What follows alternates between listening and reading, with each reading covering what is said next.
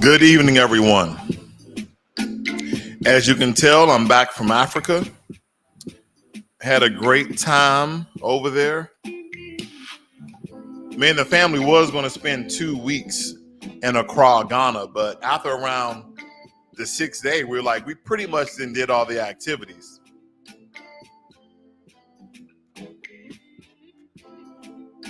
So we decided to save some money and come back a little bit earlier. We was going to go to Morocco. We was going to go to Casablanca, Morocco, and check that out. But, you know, the trip and the way we wanted to fly, this wasn't in the budget. It was going to cost us an extra $6,000, an extra $6,000 to go 4 hours north of Ghana.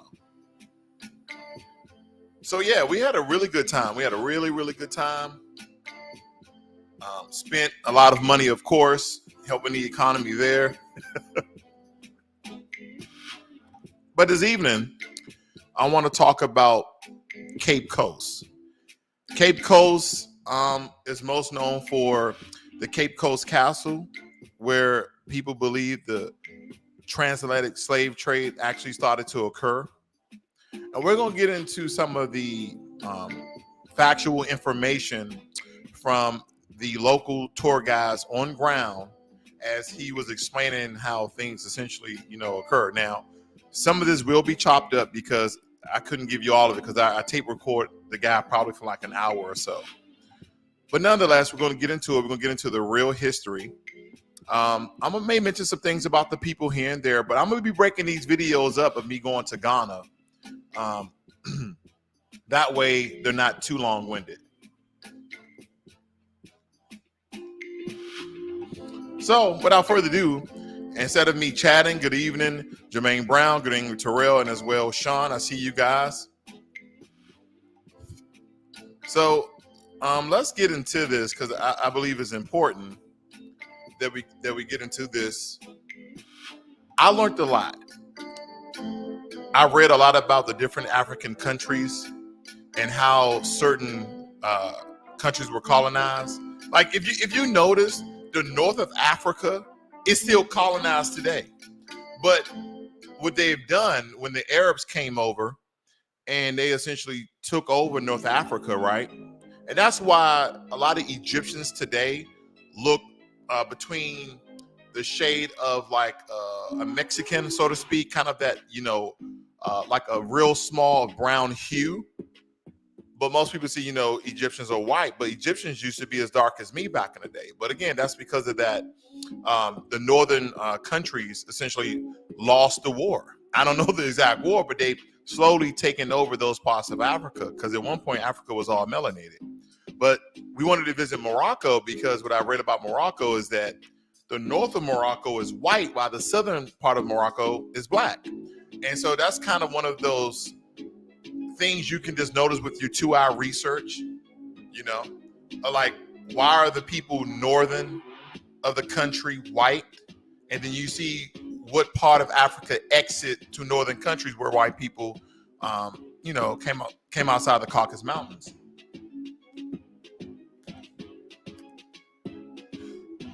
But anyway, I digress. Let's get into this video. I'm going to show you guys a lot here today, so bear with me. Oh, you can hear me fine.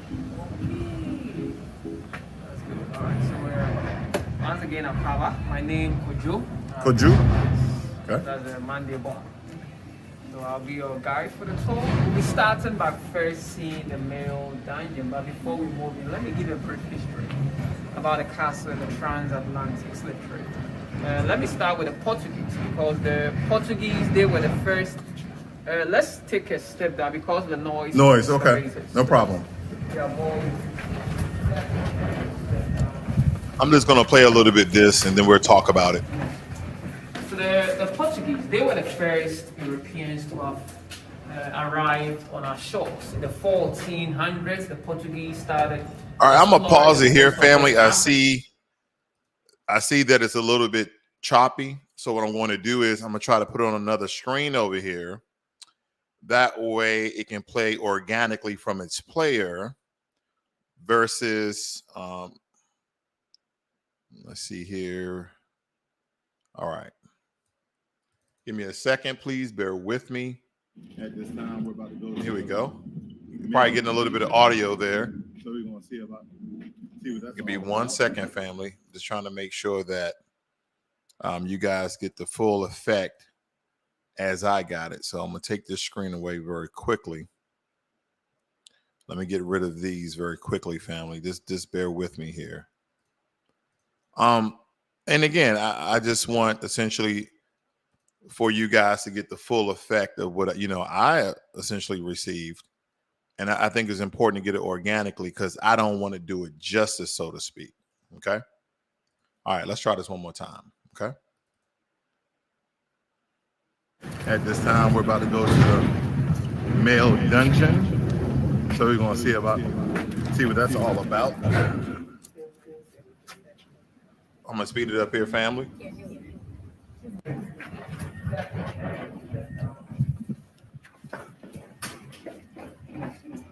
So the Portuguese, they were the first Europeans to have arrived on our shores. In the 1400s, the Portuguese started exploring the coast of West Africa. Let me know if there's an echo of any sort, please. 1471, the Portuguese arrived on the shore of Ghana.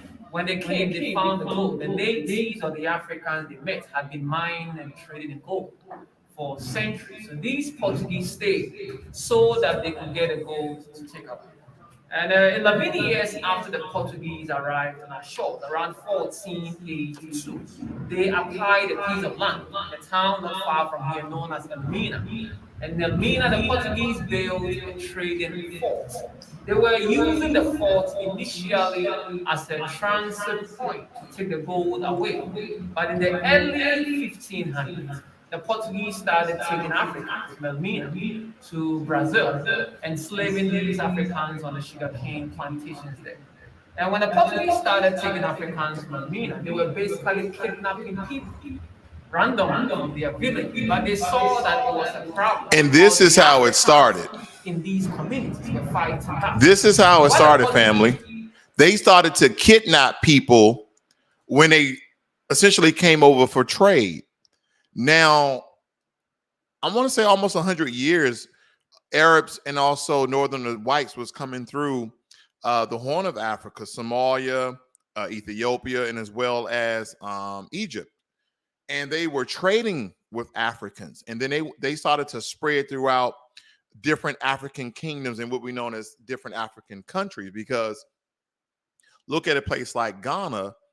They didn't have a name for it, right? Ghana is as old as the late 1400s, right? Before then, in a particular region, there was different African, quote unquote, Ghanaian kingdoms, right? Without essentially borders, because you can be in another kingdom, whereas they spoke a different language, but you didn't look at it as in another country. You just looked at it as in another kingdom. So picture Africa as one huge landmass without borders. Okay. If you guys look up very quickly when you get a chance, very, very intelligent Julius Malema broke this down very quickly in a 7-minute speech. If you look up the United States of Africa, it'll pop right up.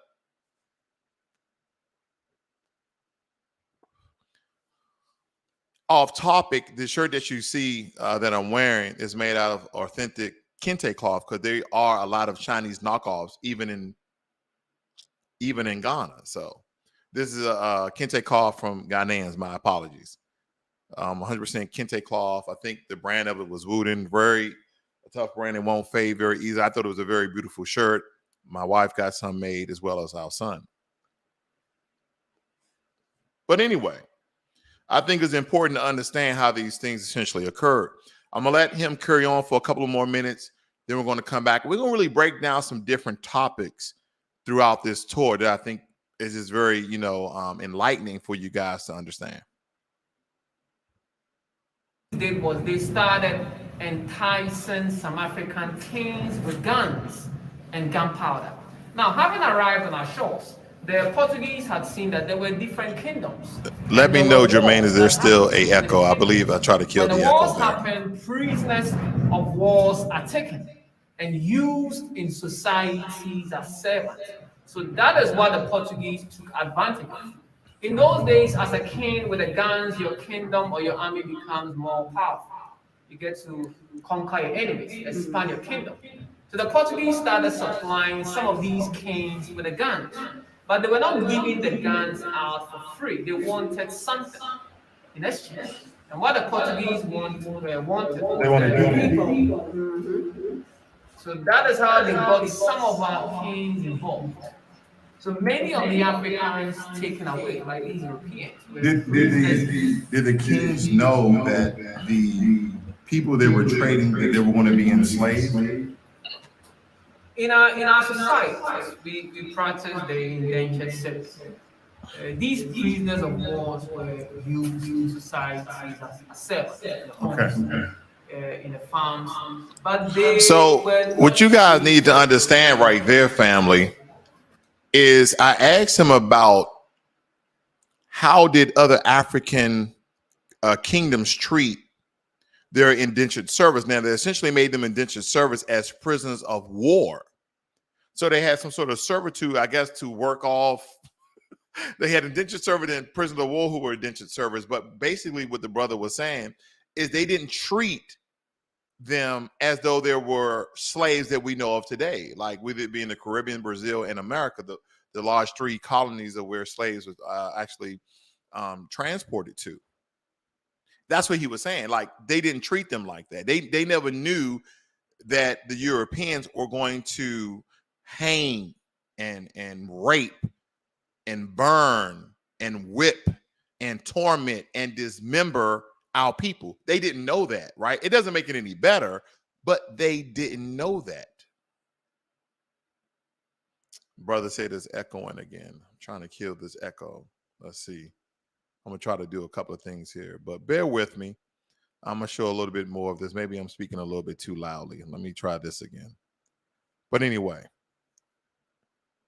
I'm going to play this a little bit and we'll come back and then we're going to move on. The Africans. So the Africans treated the indentured servants better than the Europeans. Definitely, the conditions were better than what the Europeans put them in. Okay. Yeah. So that was the major difference. One thing though is, in those days, people owe their allegiance to their kingdoms or their ethnic group. So if I'm Ashanti, that's who I am. Yes. Yeah, you belong to this kingdom, so you're an enemy or rival. So for many of these kings, they were exchanging their enemies for the guns to make them or their kingdoms more powerful. So this castle was built by the Portuguese? This is British. British? Yeah. Okay. But the Portuguese were the first on our shores. Okay. This is British built. Okay. Built in 1665. 1665. Yes. So currently 357 years old.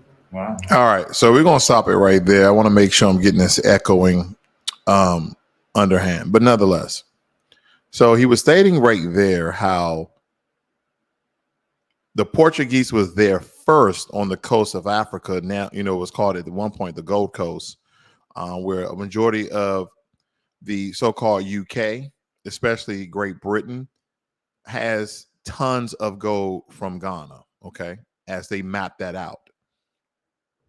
What the brother was said, now he said that the British bought the fort, but the Swedish actually built the fort, according to Encyclopedia Britannica and other sources. And I think at this point, I don't think Europeans were like, well, it wasn't the British, it was the Swedish and not the Portuguese. But nonetheless, would it be Sweden, Portugal and as well as Great Britain, they had a great hand in establishing the transatlantic slave trade according to the Ghanaian region, all the different borders that they have made with colonialism, right? To see who essentially owns part of them territories and the resources within.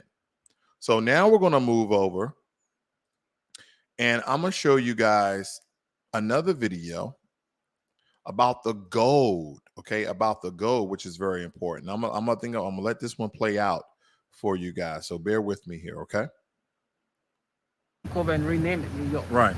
The British had a fort in Ghana known as Fort York. The Dutch retaliated. They fought the British here, took over that fort, and also renamed it Fort Amsterdam. So they were fighting all over our shores. And they were fighting each other. The Europeans. All for greed. For the money. All for the money. There is no written record of an attack on the British here. So we believe they did not even use them. They were here just in case. But no one came fighting. Okay. We are currently on. So what's important about that one little short clip there is the brother said that it was the British, Portuguese, and there's some other countries that may have been a part of that, like the Germans, the Italians, the Spanish, that they were all fighting. I'm not saying those other countries were there, but there is some history that shows that some of them might have come. But when they built this fort, this castle essentially, and then kind of fortified it and made it a fort, was to war other European nations, right? Because at the time, Africans didn't have warships on the same magnitude that the Europeans did, right? There was no need for us to do that. They built those ships for storing cargo, for piracy of stolen cargo, etc. So I can understand why the British and European nations built their ships like that. So we didn't have ships of that magnitude. So they built them and they was warned against one another for the resources of Ghana, for the resources of Africa. So they bought their European chaotic, system simply for gold, simply for wealth, simply to be rich. They took their battles, their skirmishes to another entire continent. And this was all under the order and rule of the kings and queens, whether it be France, British, Sweden, the Netherlands, the Italians, you name it, the Germans, whoever was ruling those kingdoms, right? Because back in those days, they had kings and queens as well. This is all for greed. This is all for greed. So now I want to move over to the third point I want to make, because I don't want to stay here too long when it comes to this, as far as showing you guys videos. But this next one, I think we're going to harp on more so than the other clips, because this is what I've been trying to teach you guys little by little by little by little. And I'm not going to spoil it. I'm going to play the video.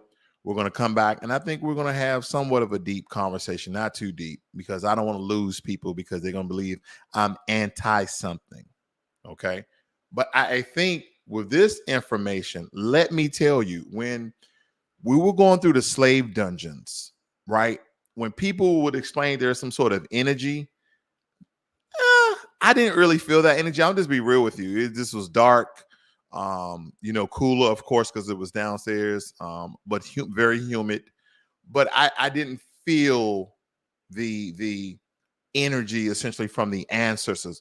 What I felt, I think the ancestors was working through the tour guide, because his words and how he was explaining it while we was in those spaces was, to me, the ancestral spirits, talking through him and kind of not make me focus on where I was located, because I've heard experiences, people felt, deep, dark fear, and I didn't feel none of that. But I did feel the power and energy that the brother was exuding.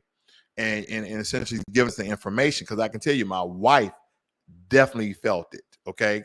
The reason why I say that is because if you didn't go down there with a tour guide and, you know, with your basic knowledge of it, it just would have looked like a cramped space, right? Or some, you know, tall enough for you to stand, but, you know, small rooms where they was, you know, putting us in 200 to 1,000 of our people inside of these places. So again, I think because they have done their due diligence and research, they're speaking from a place of understanding and then that ancestral spirit that they essentially absorb by researching this, so we know our history. Because as being a foundational Black American, you still have to know 500 years removed that our ancestors are originally from the continent of Africa. Okay, and then we are descended, once we laid place and began our own culture here in America, right? And a lot of people they get confused with this because they say, well, when we had this notion that there were no melanated people in America until 1619, or what, you know, a lot of us believe of 1526, how can we then say that Africa is the cradle of life and every human being, every Homo sapien actually came from Africa then? Because that's where the original people come from. So essentially, all of us came from Africa, right? So we can't argue that particular point. But anyway, back on point. The thing here, family, I've been trying to teach and preach to you guys about this next topic where we're going to go a little bit deeper in for a very, very long time. Not for you not to believe in a particular thing, but for you to have comprehension and understand and really put together the reason why you think what you think. Okay? Bear with me. The missionaries, they had one major problem, the language barrier. The Africans had their own languages. So the British, what they did was that they took some African boys from the town to England to train them as missionaries so they could bring them back and use them to preach to the local people. One of these boys came back alive. The name Kweku, and Kweku, the name given to a Wednesday-born male among their country. Kweku was born in the town in 1741, and his father was a direct beneficiary of the transatlantic trade. The father was a middleman who used to bring Africans. Did you hear that, family? To the British. He said, and I want to break this down. He said that the British took two Ghanaians to Great Britain to teach them Christianity, right? And then when they came back, I believe his name was Philip. When he came back, he started to teach Christianity. Teach Christianity was, you know, that white was right and dark was wrong, essentially, right? Dark was evil. And this is, you know, some of the first stages of indoctrination. You know, they made some of the first missionaries in that region of Ghana, right? To look like you and I. What's the best way to fool somebody? For them to blend in.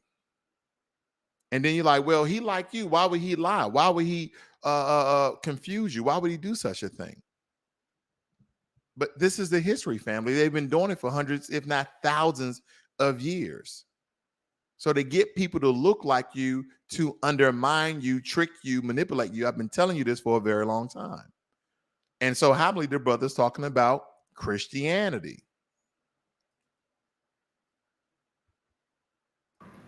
The father was a very wealthy man in the community. I bet.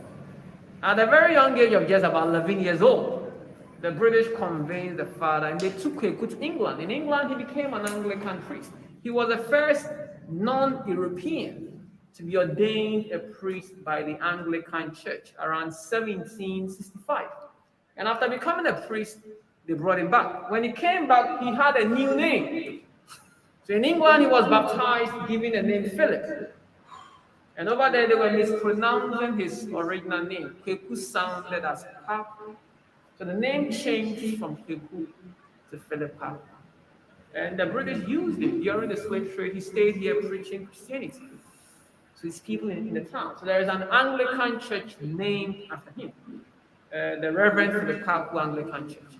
He also was used to promote Western education. So there are some schools as well named after him. Now, he died in 1816 at the age of 75. Hope you guys are listening. So he is one African who was used by the British to promote Christianity and Western education among the Africans. He was saying how they use one to teach European Christianity and two to teach Western education. They were very selective with the scriptures. You know, they preached. They did focus on scriptures to justify, you know, in the Bible there are scriptures that talk about the slave, respect the master, and all that. The story of Noah and his sons, the three sons, the one who looked at his nakedness was cursed, but his descendants and his slaves to their descendants.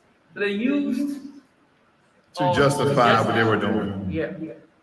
You know, and the Christianity the Europeans brought, it had nothing to do with salvation. It was for purpose. It has nothing to do with salvation. And even today, in some of our churches, you still find the pictures of white hair, blonde hair, white man, blue eyes, you know. Yeah, in America too. Oh, so they came with that. So and Satan and the demons always look just like you and I. We're black people. The angels were always white. Even at the very early stage of the I'm gonna pause right here because I have a lot on my mind, and I just need to get this off my mind very quickly. What he said is that basically the Europeans came over through the way of Egypt and eventually, of course, got to Ghana and started to indoctrinate them with Christianity by using their own. Now, a part of this story that I did not add in is when we was in the main part of the slave dungeon, he told us right above the slaves in the dungeon, they was having church, right?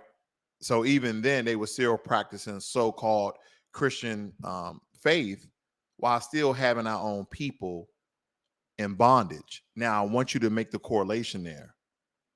The reason why I said European Christianity, because there is some history, there is some records that said there was a form of religion, not Christianity. Christianity actually gives it an improper name. It wasn't another form of Christianity. It was another religion. They essentially gathered books together to put in one book. And they said some of the stories inside of the Christian European version that they mixed and mastered some of the stories. Now, if you notice, no one has really put these together to show you the difference because they just know there was a difference and there's no hardcore records, right? Just other writings about those writings, other dockets about those documents. So those are the things that we have to think about. But what we know is that the form of Christianity that melanated people practice across the world, over 80% is Christianity. And everywhere you go, remember when I took you guys to Brazil and I took a picture in front of the Christ Redeemer statue and he was like this? Well, ladies and gentlemen, Portugal is the ones that colonized Brazil. Majority of the people are melanated. And I gave y'all my whole riff about when I went over there that the lighter skinned Brazilians and the whiter skinned Brazilians were doing 5 to 10 times better than anyone of a brown or darker complexion like myself. And then I talked to some ex-football player over there, and he told me it was classism, not racism. I said, so how can you explain? I won't get into that. That's just too much to unpack. And I've been teaching you guys about Christianity because I tell you, I'm not trying to move you from your faith, right? I'm not no anarchist, Satanist, or anyone of that matter. I believe that there's a higher God, but when you really do the research, and no one really does the research. I went to the source. I've been planning this trip for a very long time because when I was a minister and I renounced my ordination, people thought I was crazy. And I said, I believe there's a higher power. But who am I to say, and this is just one out of 1,000 reasons why, who am I to say that the millions of people that practice the Hindu faith, the millions of people that practice Islamic faith, being Muslims and such, or those of Jewish, or of Buddhist religion. Who am I to say that those millions and billions of people are going to go to hell simply because I believe in a different deity, a different religious document?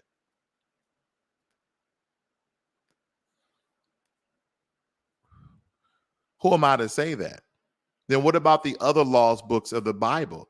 And people say they lost books because they will lead you astray, but that's what you would say as being a Christian, right?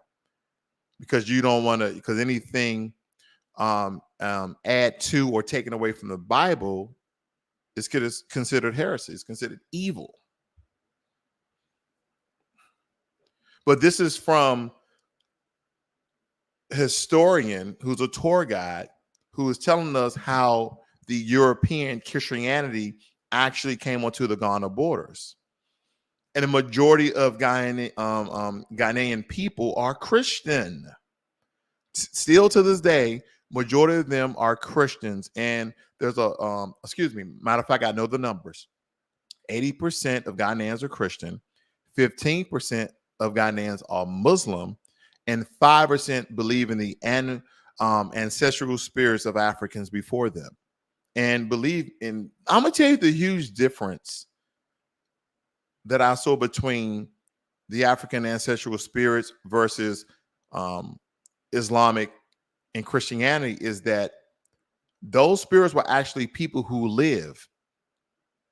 And those people who live were very good people, very humble people, and very meek. And so generations, people can actually let other descendants know about those people through stories, through acting out, because they were actually living beings. Right? That's what that was essentially a lot of Africans' God was through living people. Right? And of course, with the science and research of astrology, that took it to a higher plane of existence. I get it. But look how things come in, and now majority of African people, whatever descent, whatever nationality, whatever tribal culture you're from, look at how we are now after colonization.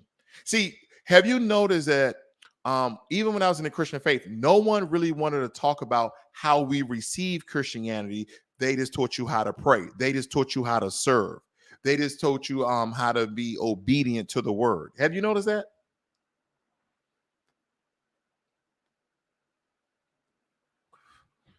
Jermaine Anderson says Trojan horse syndrome, or shaking my head rather. Trojan horse, of course. And then he just said that some of the, Europeans took Africans to Europe to indoctrinate them with the Europeanized Christianity, brought it back over to the country of Ghana and started to indoctrinate the people.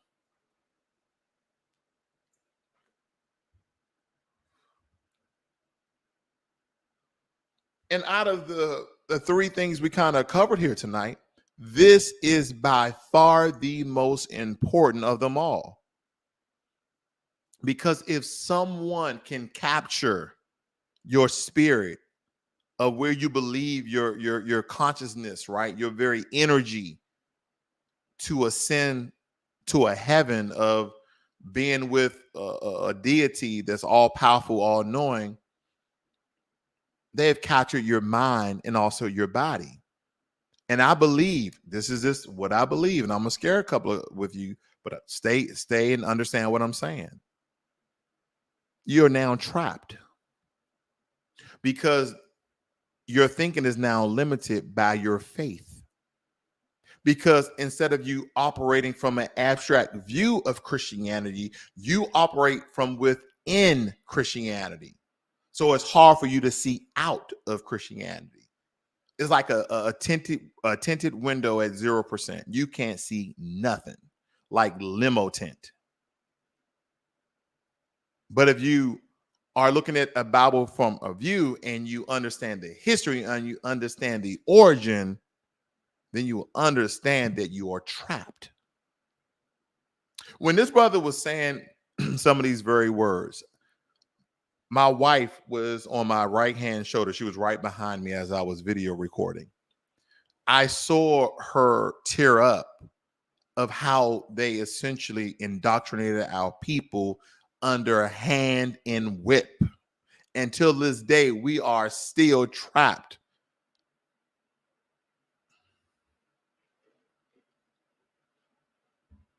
When I was in Accra, Ghana, there were 3 types of rich people.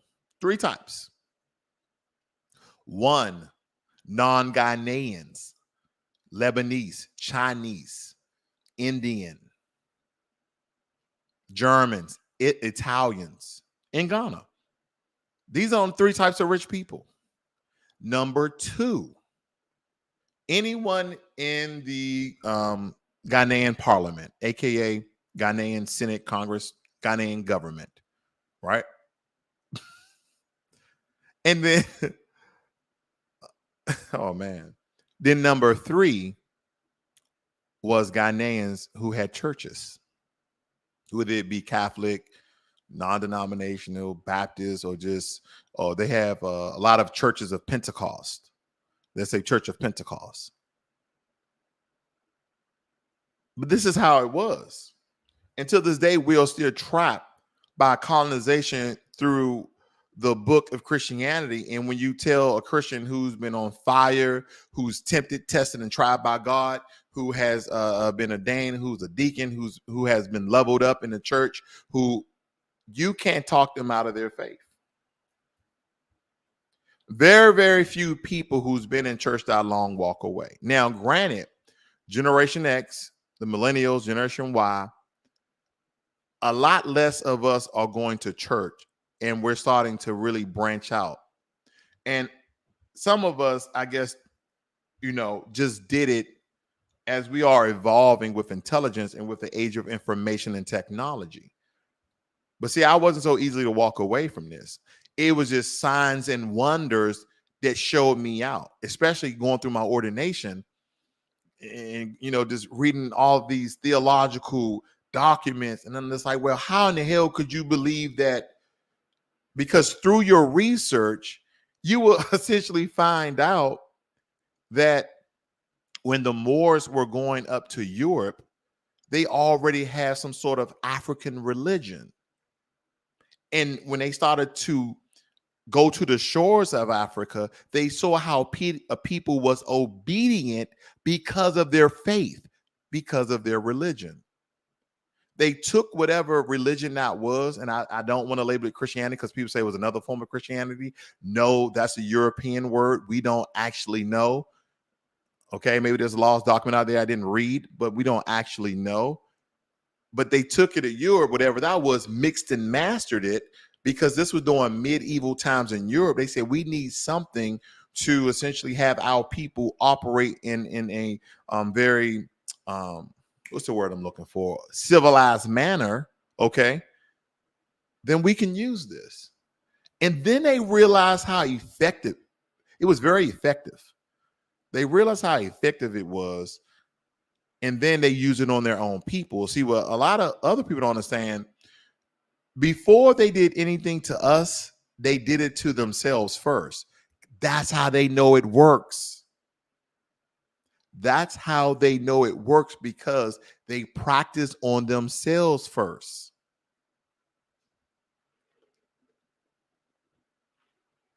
All the torture chambers, you've seen those medieval movies and shows.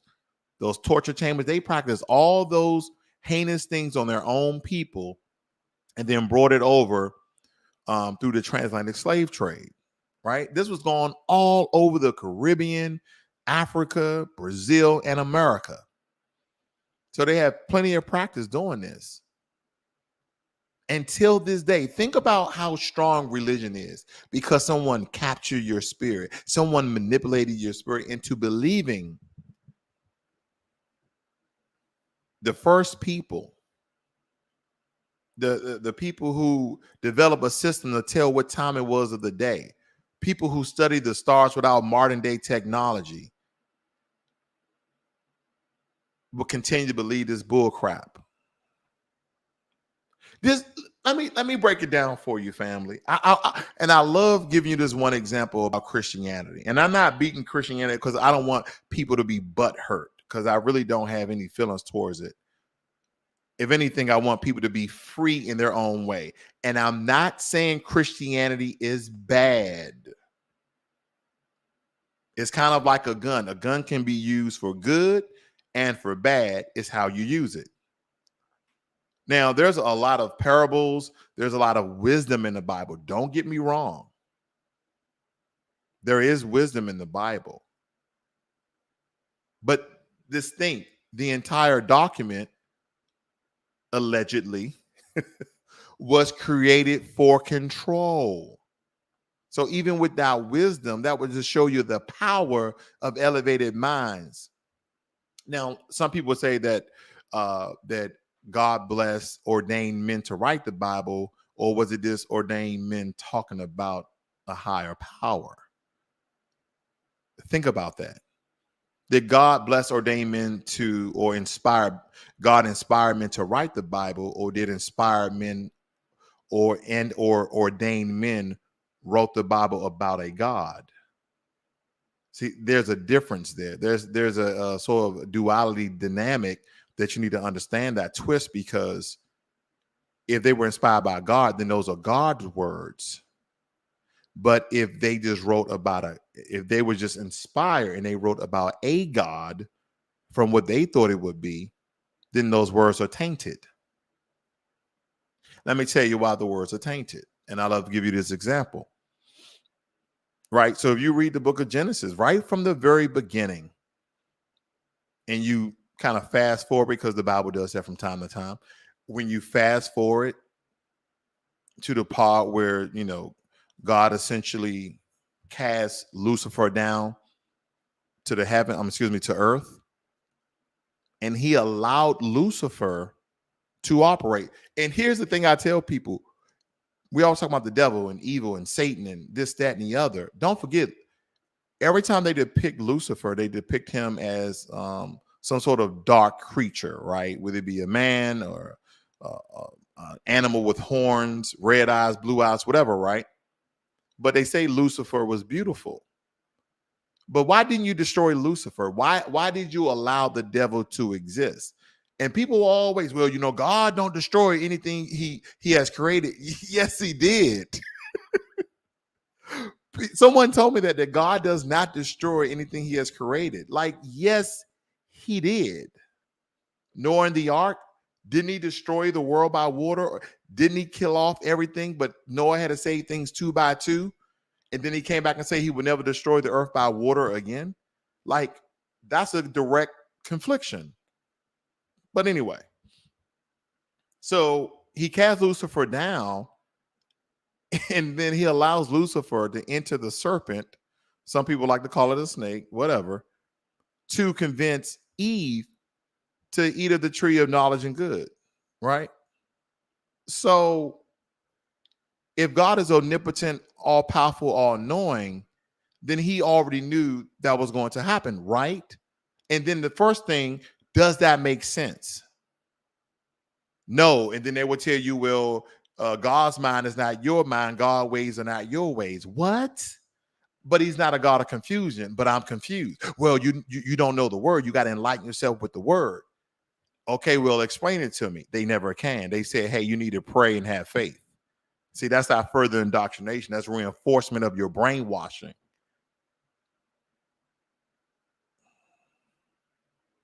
So think about that. And as Steve Bryan said, the only people who were literate were the religious leaders. They were they're the only ones who could essentially read, so they just believed whatever they was hearing. But till this day, and I'm gonna finish this video. Only got about 3 minutes left. But I get so fired up about this because people will beat me up because they feel as though I'm speaking against Christianity. No, I'm just telling you about it. Let me move on. I'm about to hurry up here. So Eve goes to Adam, tells Adam, eat of the tree, right? Hey, we heard some good fruit. You know, you put a little salt on it if you're from the hood, or you put some caramel on it in middle America. And then, you know, if you're white, you probably sprinkle a little sugar on it. I don't know. She said, go and eat of the tree with me, you know, the fruit or whatever. And some people like to say it's an apple. Let's just say that is a fruit because that's what the word says. And they go to eat this fruit and they realized, right, they became aware that they were naked. So they both hid behind a bush because now that means they were just walking around the Garden of Eden with no, with clothes on. And I have some stories about that, not to be funny. God, did he create flies? Because if your junk is hanging out and her junk is hanging, is it fly? Flies, mosquitoes. I'm like, hold on now. But anyway, I digress. Man. Anyway, it just was funny. I'm sorry, family. But then when you look at it, right? They realized that they were naked. God, his spirit came down on earth and he said, Adam, where are you? Read it for yourself, family, as I'm breaking it down. This is just Genesis.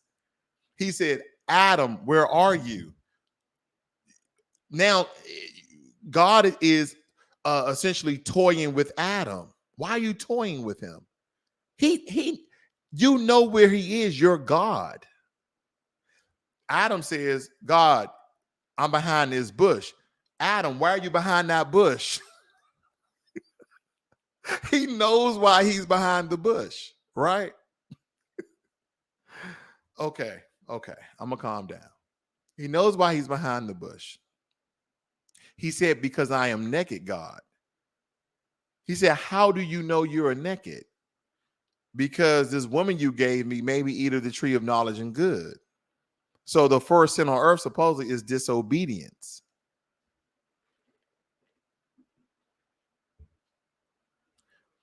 From a human being. I mean, one of the first sins recorded in the Bible is jealousy that Lucifer had for God.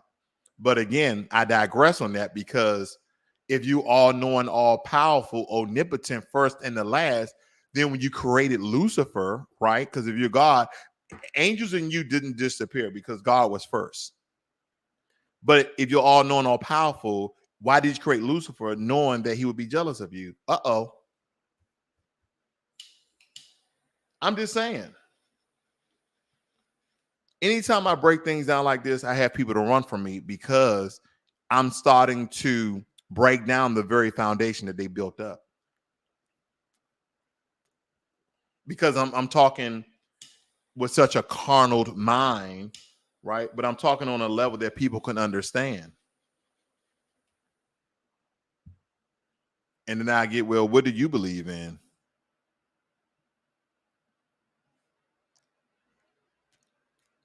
What does Steve Bryan say here? The brother says, Talking Snakes and Donkeys, 500-year-old men, Fish Belly Survival, a book of fairy tales for the gullible. Wow. I told you I was going to take some time here, but let's finish this video. I want the brother to finish his point. Very, very intelligent brother who spoke very well. And I have a lot of stuff off camera, like that I could not record that he was telling me, okay? Because again, he does work for that particular area in the Cape Coast, Ghana. So he might be on a government level. He's getting paid. So I'm glad. I told him, make sure you wear your mask. Hopefully they probably can still figure out who it is if they see this video. But nonetheless, this is great information. I grew up as a Catholic when I was a kid. Catholic? Yes. Okay. And in church, I was hearing more Latin than my own. Like I don't understand what they're saying. They say there's a response. So in the very beginning, they did not even allow African drums in the churches. The dressing, it had to be European. You know, They changed their dress, he was it's saying. only now that they are infusing, African culture and all that. But in the beginning, these things were banned because they were seen as inferior, they were seen as, evil and all that. So the Christianity they came with, it was serve a purpose. And that was to brainwash people to elevate the white as superior to the black. That was it.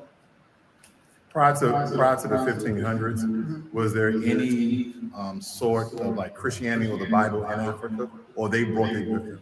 Oh, there was. Ethiopia, Christianity had been there for. So Ethiopia had the first part of Christianity. Yes, in Africa it was Ethiopia. Who brought it to Ethiopia? Oh, in the Bible, Philip in the Bible, the Enoch he was from Ethiopia. Okay. So it had been to Ethiopia, Egypt. Christ was he smuggled to Egypt when the Pharaoh wanted to kill the kids or something? So it had been to Ethiopia, Egypt, and all that. But in West Africa, the Europeans who came to build these castles, they brought Christians. West Africa, yeah. But Ethiopia, it had been there years, centuries, yeah, before these Europeans. But on our shores, it started. So did it start in Ethiopia or did it start in Europe and they brought it to Ethiopia? Christianity? Yes. Oh, no, it was in, I think it was in, what do you call it? Ethiopia long before, the Romans kind of took up Christianity. Okay. Yeah.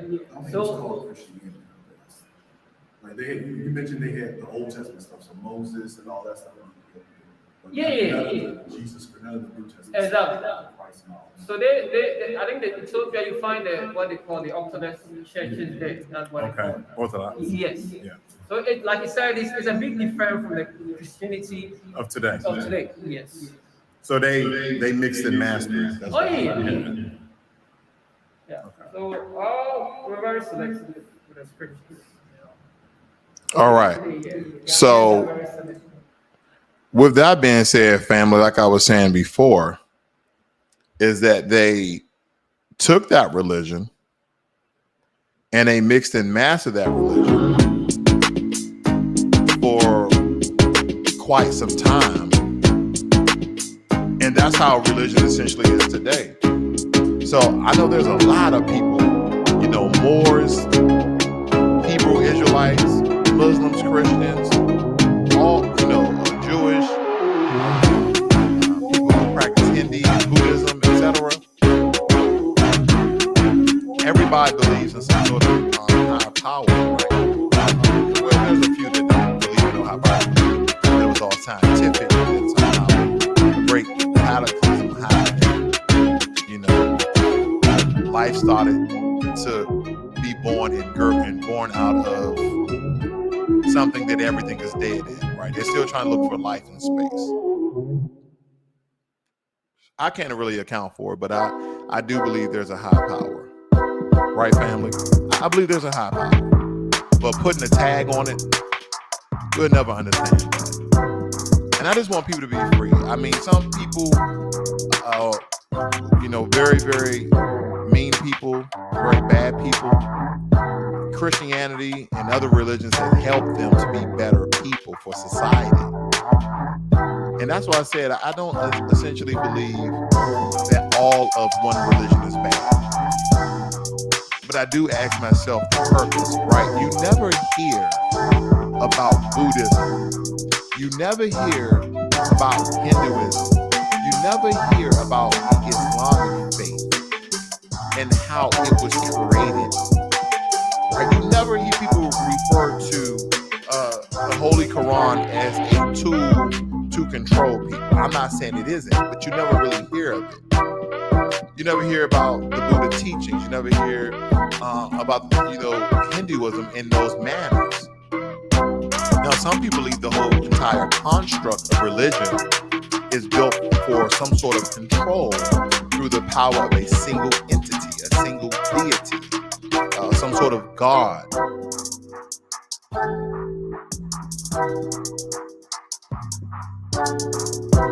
There's groups out there believe that they are gods, that human beings are gods because we have the power to create and destroy.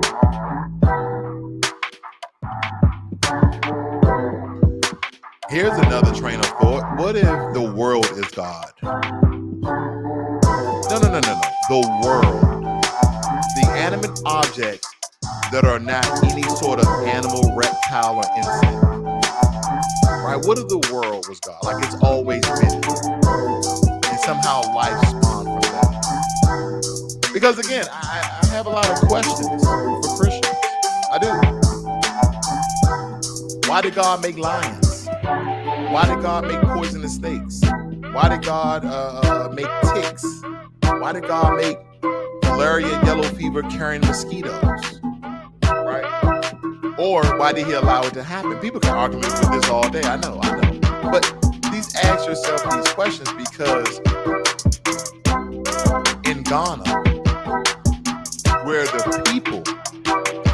people are beautiful people, very, very nice people, never had a bad encounter. I had some pushy salesmen, okay, because of the high poverty rate over there. I had some pushy salesmen, but fam, the people were some of the mild-tempered people that I've ever met in my life, even through their poverty. And we're talking about poverty. We're talking about on a high level, right? While we were traveling around the country of Ghana, me and my family and I, we saw people literally taking urination on the side of the road in broad daylight. We saw a lady, she was an older lady, maybe about 50, 60 years of age, in a nice kente cloth dress, and she literally spread her legs and peed through her dress. Like the first day we were driving, we saw this. It was a lot of like very unsanitary, nasty things with my American eyes. I saw someone take a dump right, people walking past. It was crazy. And in the city of Ghana, there was only really one good side of a crawl. Literally, the entire country is almost like slums. But here's the thing: Ghana is built up, right? It has roads, it has lights, but you will have more shanty towns, right? You'll have more low impoverished areas than the parts that's built up.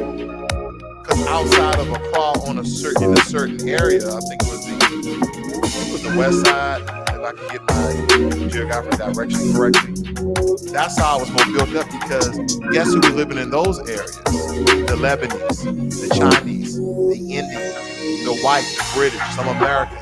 That's what they were living in.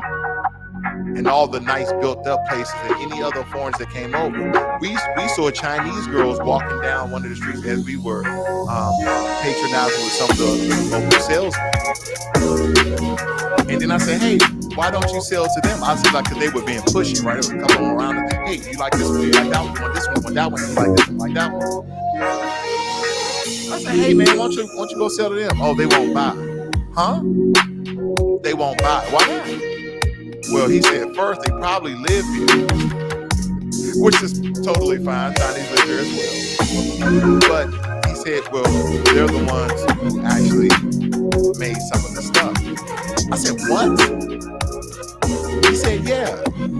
He said, that's how we can get it for cheap to sell to tourists. So, ladies and gentlemen, some of the stuff that you believe you have from Ghana is actually made in China or made from Chinese men. See, I think on another broadcast, I'm going to show you this large mask that my wife bought for her office. Very, very beautiful mask that she bought for her office, right? And of course, this shirt I made sure was made by a Ghanaian, right? But we had to essentially go to where our driver, and shout out goes out to my driver, Eric, very honest, very protective guy of my family. We was with him damn near every day, drove us everywhere. Very protective, made sure people didn't cheat us, man, it just goes so much, right? Because I'm going off into another part of a video I didn't want to get into. But I'm gonna go there for a minute. I'm gonna come back. He made sure we was well taken care of because they inflate the prices because you're a tourist. Religion, Christianity, European colonizers. See, Ghana was essentially, I think, the first sign of Europeans was over there in the mid 1400s. Then Ghana gained their independence, 1957, and then in 1960 they got their first president, in Kwame Nkrumah. But even through those hundreds of years, or 100 years, roughly 100 years of colonization, they totally manipulated at least 2 generations of people. And to this day, that broken mindset and this belief that the richest people in Ghana are non-Ghanaian, part of the Ghanaian government, and 3, church. They own a church, they operate a church, they're ministers and reverends. They're the richest people in Ghana. And this is what I hate about Christianity. Some people actually know the truth. Some people actually know all the historical documents. I remember reading a deciphered, a translated part of the Dead Sea Scrolls. I remember that. I'm just like, and when you put it all together, none of it works, none of it fits, none of it really makes sense. But because most people want to live for an eternity, we have to believe in a higher power to, of course, make sense of a lot of things. But 2, we believe that we're going to go to a better place. Wait a minute.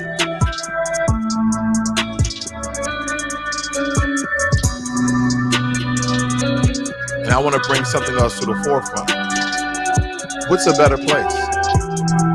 Why are you trying to live a better life? Why are you trying to lose weight, gain weight, get in shape, eat better, fulfill some of your lifelong interests? Why are you trying to do that? So when we talk about this better place, nobody really knows what it is. But through years of torment, manipulation, this is what we have, family. The question for you is to be, why? But this is my tour of Cape Coast, and the most I got of it was a lot of the research that I've made, and then a lot of my, foundational Black American brothers out there that I've listened to a lot of their content. They were absolutely correct.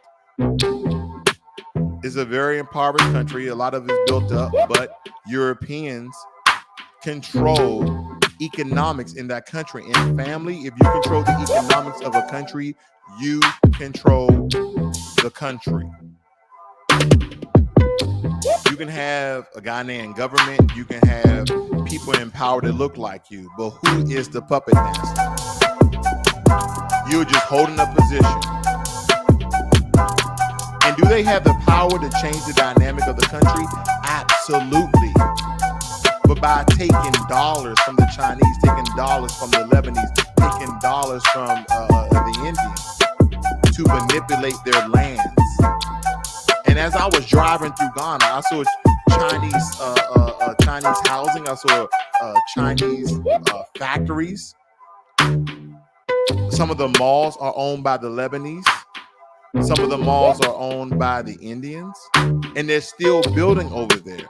And they're saying that the dynamic of Ghana is changing because a lot of foreigners from these countries are coming over, paying the Ghanaian government in order to take the resources and build. And this is one of the most important things that I've learned. In Ghana, there is no organic construction company. Now, the Ghanaians work for the Lebanese, the Ghanaians work for the Chinese, but there is no organic Ghanaian construction company. A foreign group has their hands somewhere in it. A lot of the trucks, Chinese. Factories, Chinese. Even the birthplace, even where Kwame Nkrumah lays to rest, that whole that whole area, that whole museum, that whole shrine was made by the Chinese. Now, again, with that, I don't want to make that sound ill will, because when he essentially passed away, the Chinese did it as paying homage to Kwame Nkrumah, because he went over there and made some really good relations. But what we need to understand, family, the Chinese of then and the Chinese of now are two different. So the Chinese are now in Africa whooping Africans' asses. They're in. I don't want to get into that. I'm gonna leave it at the Cape Coast store. Like I said, I have so much material to cover. I think I'm gonna be doing a cigar talk here for the next 3 or 4, and I'm gonna break this up because I have so much to give you guys, and it's already been an hour. You guys have a great and wonderful evening. We'll talk about this so much. But beautiful people in Ghana, very humble, very meek people. Have nothing ill will to say about them in those regards. I'll see you guys on the next one. You guys have a good night.